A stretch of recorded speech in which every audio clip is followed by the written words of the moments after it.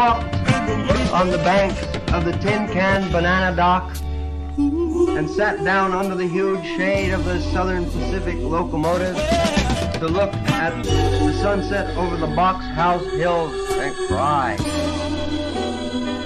Jack Kerouac sat beside me on a busted, rusty iron pole, companion.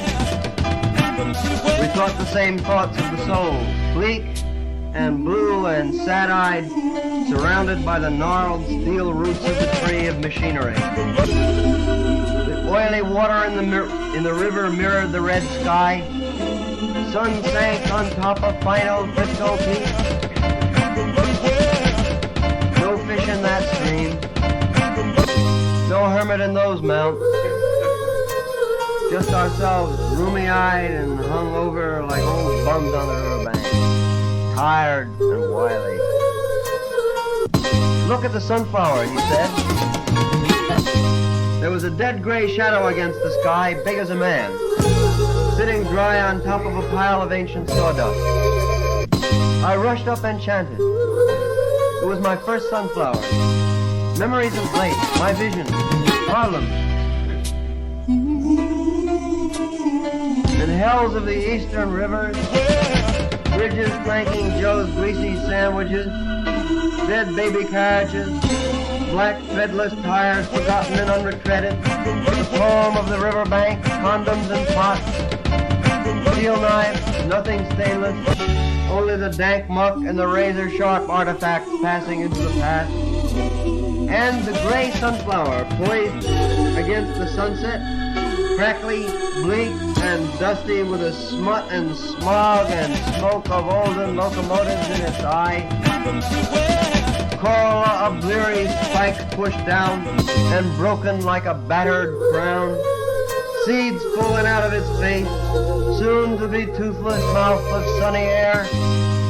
Sun rays obliterated on its hairy head like a dried wire spider web. Leaves stuck out of the arms, out of the stem. Gestures from the sawdust root. Broke pieces of plaster falling out of the black twig. A dead fly in its ear. Unholy, battered old thing, you were my sunflower, oh my soul. I loved you then. That grime was no man's grime, but death and human locomotives.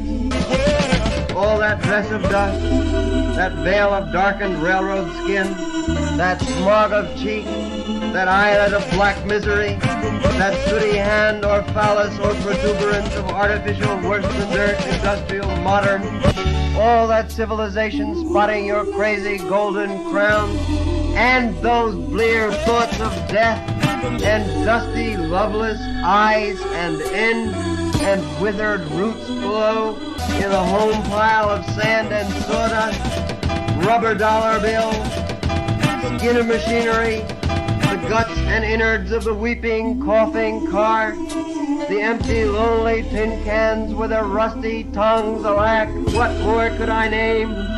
The smoked ashes of some cock cigar, the cunts of wheelbarrows and the milky breasts of cars, the worn-out asses out of chairs and sphincters of dynamos, all these entangled in your mummied roots, and you there, standing before me in the sunset, all your glory in your form, a perfect beauty of the sunflower, a perfect, excellent, lovely sunflower existence, a sweet natural eye to the new hip moon, woke up alive and excited, grasping in the black light, shadow, golden, sunrise, sunset, monthly breeze.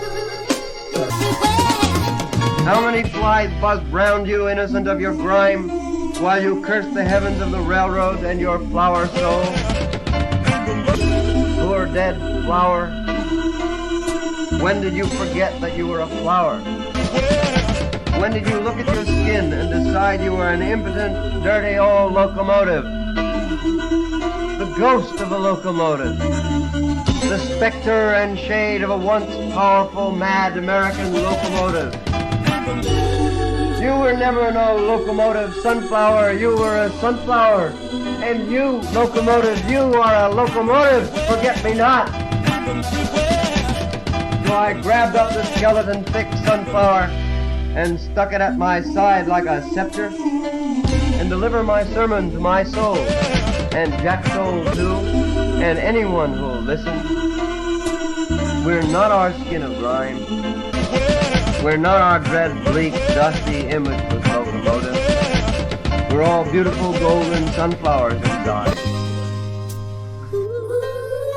We're blessed by our own seeds and golden, hairy, naked accomplishment bodies, growing into mad, black, formal sunflowers in the sunset, spied on by our eyes, under the shadow of the mad locomotive riverbank sunset Frisco hilly tin can evening sit-down vision.